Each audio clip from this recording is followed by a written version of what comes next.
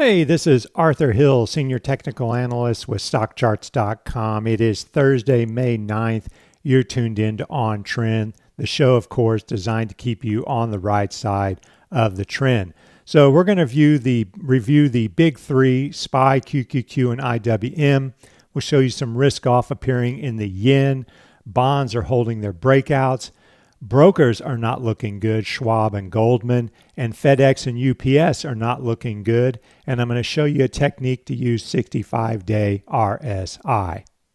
All right, so I'm going to start off with three indexes, the S&P 500, the S&P Small Cap 600, and the S&P Mid Cap 400. And what we can see here is basically the S&P Small Cap 600 is the weakest of these three. And even though it seems like small caps were leading over this period here in the latter part of April and early May, if you take a longer term perspective on small caps, you can see they're clearly lagging. There's that high from September, and we're still well below it. You can also see that we moved back below the 200-day. It's the only one of the three that is back below the 200-day. And then if you look at the numbers on the left, you can see that the 20-day is below the 200-day as well. So even though this one seems to have perked up over the past 2 weeks, it's still the laggard over the last, since September, over the last 6+ months. Now, as far as the S&P 500, my base case is still I watch the 20-day and the 200-day.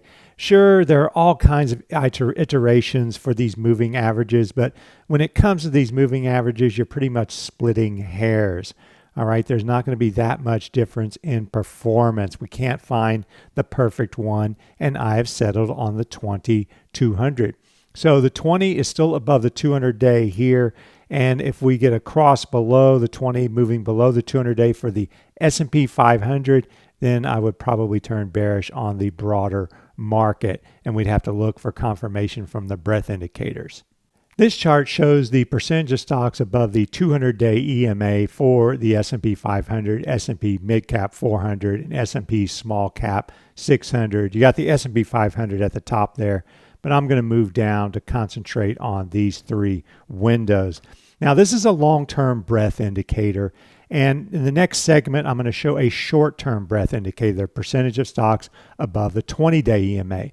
So the important thing here is for the S&P 500, the percentage of stocks above the 20-day EMA is in bull mode. It moved above 60% in February, which I deem critical mass, enough critical mass to support a broad market uptrend. It's currently above 60%, and it wouldn't turn bearish unless it moved below 40%, which we did in October there. So as long as it's in bull mode, that means when the percentage of stocks above the 20-day EMA moves lower to below 30%, it becomes oversold within a bigger bullish environment. That's what we're going to get to next. But the second thing I want to point out here is if you look at the absolute values, you can see that here's the S&P 500, 66%. Here's the S&P Mid Cap 400, 56%. And there are small caps, 47%, less than half of stocks are above the 200-day EMA.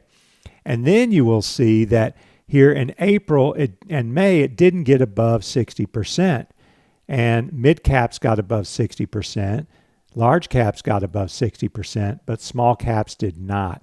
So small caps on the longer term are still lagging, even though they've showed some relative strength over the short term. Now, I would caution, and I'm not going to start talking about this China trade tariff, whatever is going on here, because, that is just negotiations. I have no idea what's going on behind the scenes. I have no idea how it's going to play out. And basically, all I can do is look at the price action of the market and ignore what's coming out of DC or Beijing. So if we look at this chart for SPY, as we saw before, the 20-day is still above the 200-day for the S&P 500. So what does that mean? Well, that means that pullbacks are still considered opportunities and not threats, believe it or not. And if we look at this, we're starting to get oversold. And I'm going to look at SPY, QQQ, IWM, MDY, and IJR. And we're using 5-period RSI to denote a short-term oversold condition, which we got here this week. You can see RSI was previously oversold in March for SPY, and that led to a nice little bounce. And the second indicator is the percentage of stocks above the 20-day EMA. And when this dips below 30% and you're in a longer-term uptrend, then that tells you that you're getting short-term oversold. And when it moves back above 20%, that is bullish. So we didn't get a dip below 30% there in March. So we didn't get a signal from that indicator, but we're getting close to getting below 30% here in this indicator.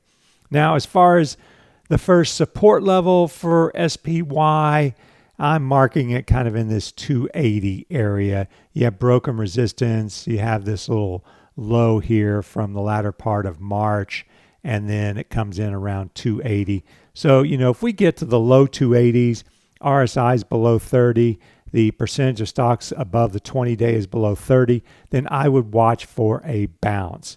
All right, whether or not we're going to go to new highs, I have no idea, but it's just if the longer-term trend is up and you get a pullback and you're just above a support level and you're oversold, that gives you a good odds for a short-term bounce. It's a mean reversion type strategy. Right now we're going to look at QQQ, and I've got these same indicators for QQQ, 5-period RSI, and the percentage of stocks above the 20-day EMA for the NASDAQ 100. And you can see that the symbol format's the same, exclamation point GT, and then 20, and the symbol NDX. If you wanted the S&P 500, that would be SPX. And you can also do it for some of these sectors. You can do it for XLK by putting in XLK instead of NDX. And so basically when this indicator moves below 30, you have an oversold condition short term. And we're not quite below 30 now. You can see in March, we almost got below 30, but not quite. And you can see RSI moved below 30, so it did become oversold. So RSI is oversold, but this one is not oversold just yet. So if we have a setup similar to March, the bounce would be happening sooner rather than later. And I'm not even going to mark support here for QQQ because I think that's a lesson in futility. I think for SPY and the S&P 500 you can because so many people watch it, but I think you got to watch the S&P 500 for your signals as far as a support bounce is concerned. All right, now we're going to move to IWM. And for IWM, what I've done here is I've got the breadth indicators for the small cap, S&P small cap 600. So this is the percentage of stocks above the 20-day EMA. And you can see it's at 41%, call it 42. And that is higher than the S&P 500. So small cap short term are holding up better. Now that doesn't make it easier to trade because if you look at this, IWM has gone nowhere, all right, since the latter part of February. It's zigzagged down and it's kind of zigzagged up. It's been working its way higher since the latter part of March. So overall, I still think we do have a breakout there in early April, and we held the breakout zone with 2 bounces, and that's the level to watch. You go below 154 and you break support there. Now, here is the conundrum in technical analysis. So classic technicians will see a support break, a failed breakout, and view that as bearish.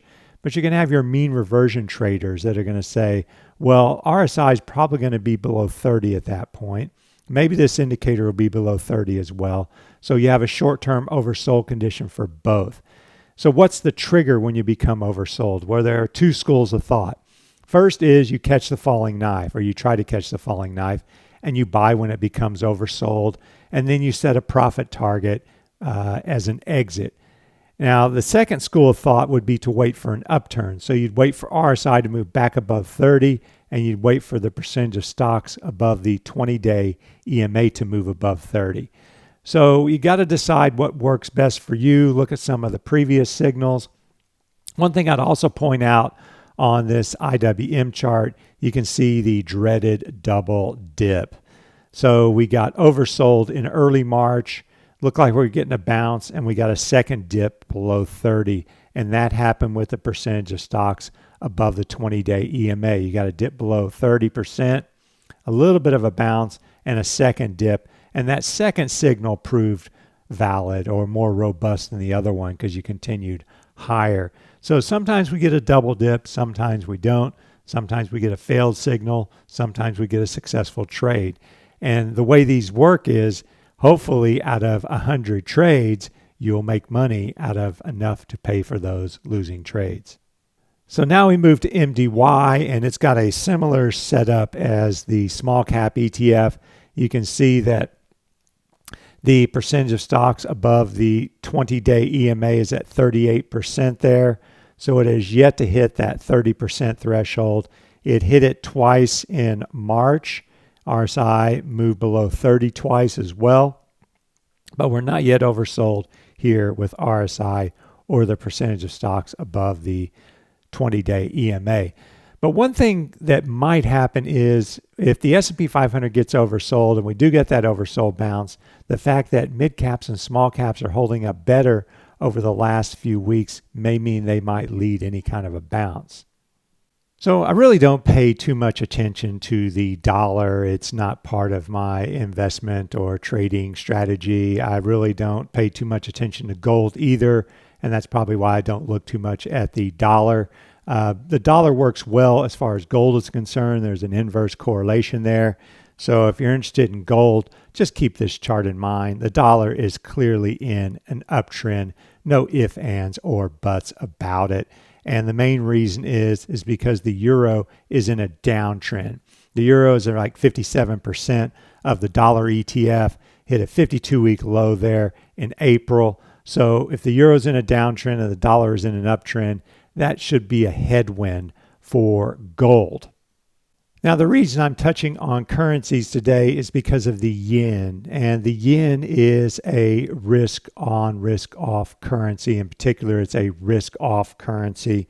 You can see there in December when the markets plunged, the yen went straight up with that big surge because that's what happens for some reason. I'm sure you can Google it to find out why the yen rises. But the yen is the risk-off currency that appreciates when the international or financial markets are in a bit of turmoil. And we are seeing that right now. So you had that big surge in December. You had a pullback that formed a big wedge, and we've broken out of that wedge with a big surge over the last 2 weeks. So the yen is breaking out. The yen is only 13.6% of the dollar ETF. So a stronger yen is going to weigh on the dollar ETF. But the dollar ETF isn't going anywhere down, at least, unless the euro reverses its strong downtrend and moves higher. The indicator window shows the correlation coefficient between the yen and the S&P 500. And yeah, even though you have a few bouts of positive correlation, for the most part, there is a clear negative correlation. This correlation coefficient spends most of its time below zero. And what does that mean?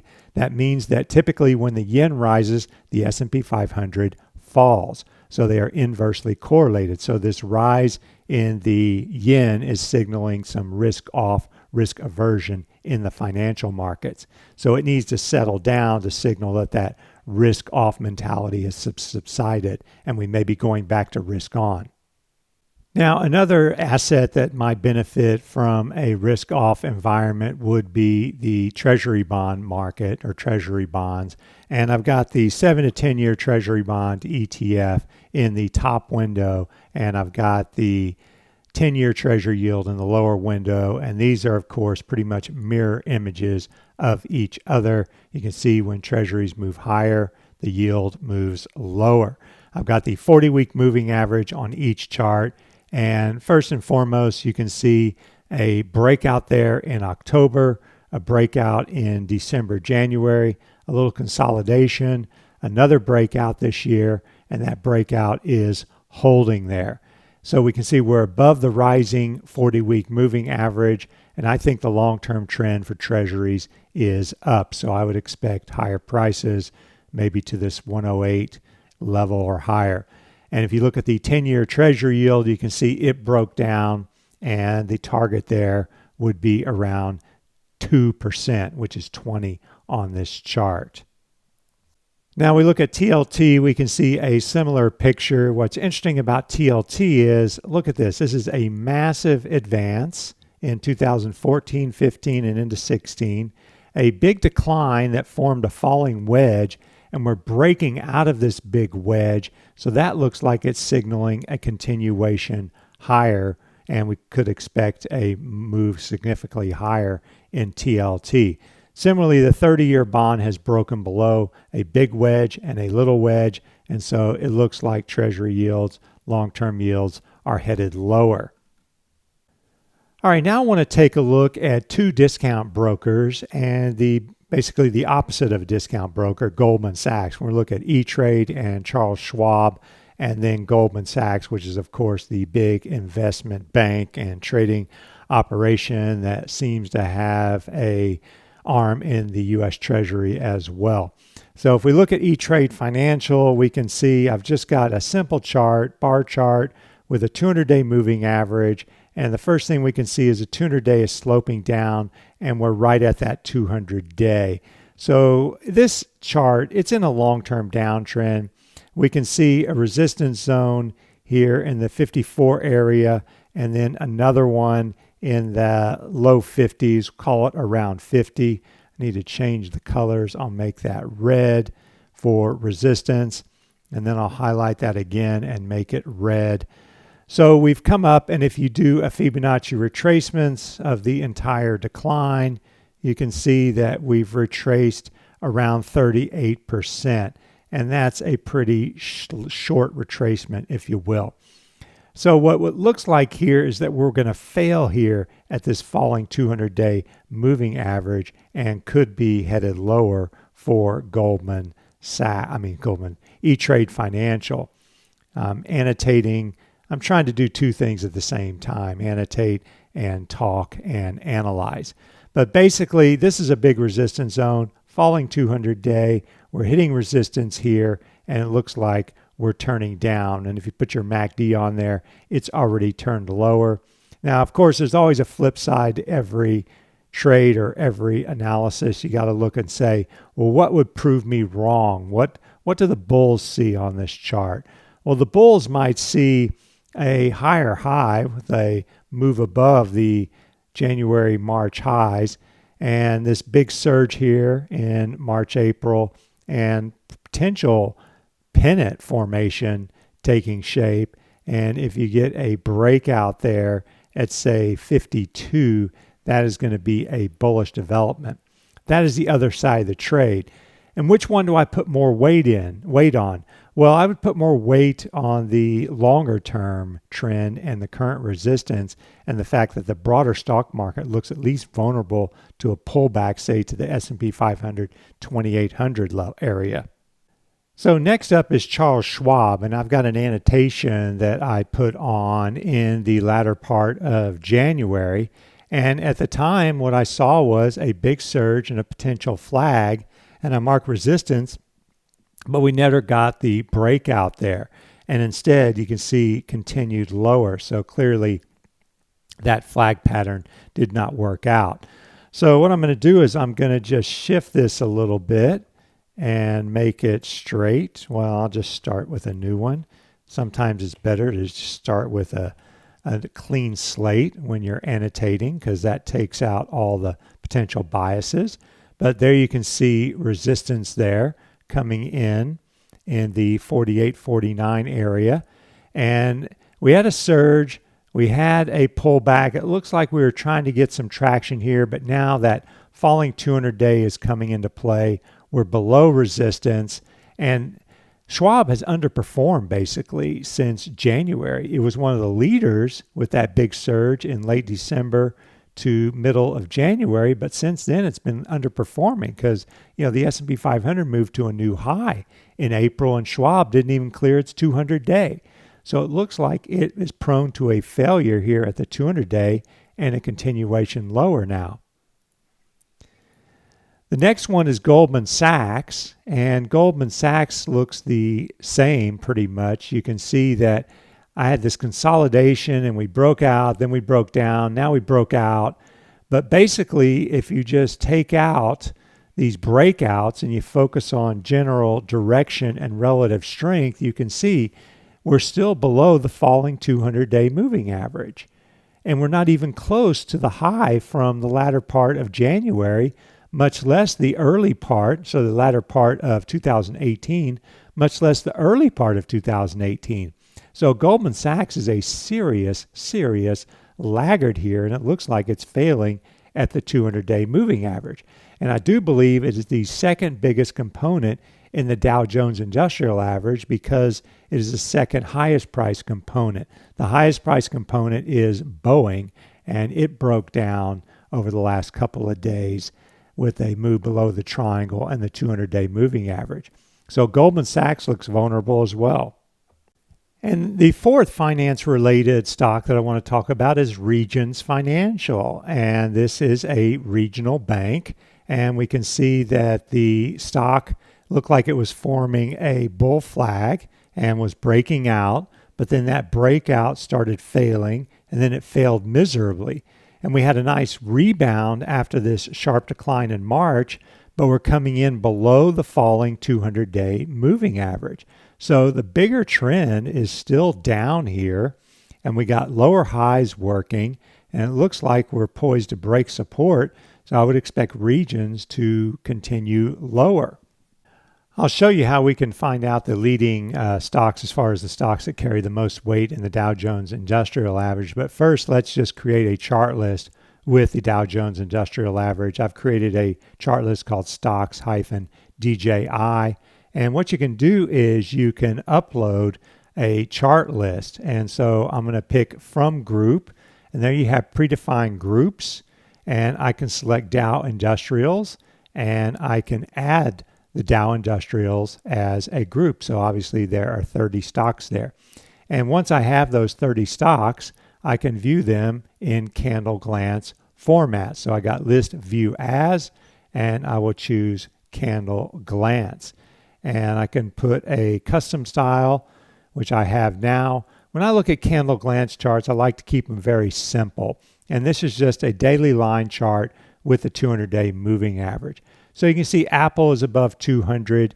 There's Boeing, it's above 350. So it's the carries the most influence in the Dow, and you can see it breaking down. And then further down, we got a few stocks above 100. There's Goldman. It's about the same weight as Apple. It's around $200 a share. Home Depot just fell below 200. You can see IBM at 130 plus. And then if we scroll down, we can see McDonald's is around 200. Merck was above 200, but now it's below 200, so it's losing its influence. United Health is above 200, so it's one of the bigger influences on the Dow. The Dow is a price-weighted average, and that means the stocks with the highest price have the most weight. So if I leave it to Google and I just Google DIA holdings, you can see I'll get the top 10 holdings from ETF.com here: Boeing, United Health, Apple, Goldman Sachs, McDonald's, Home Depot, 3M, and so on. And you can also go directly to the SPDR's website, which is typically where I like to go for the holdings because they seem to be the most up to date. And there are the top holdings for the Dow Jones Industrial Average. All right, now I want to focus on two stocks, and I'm going to show a method of using RSI for trend following.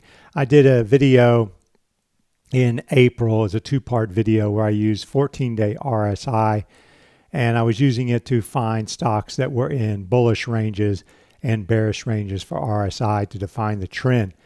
Now, another way you can use RSI is to extend the time frame and to adjust the range. And what I've done here is in the indicator window, I've got 65-day RSI.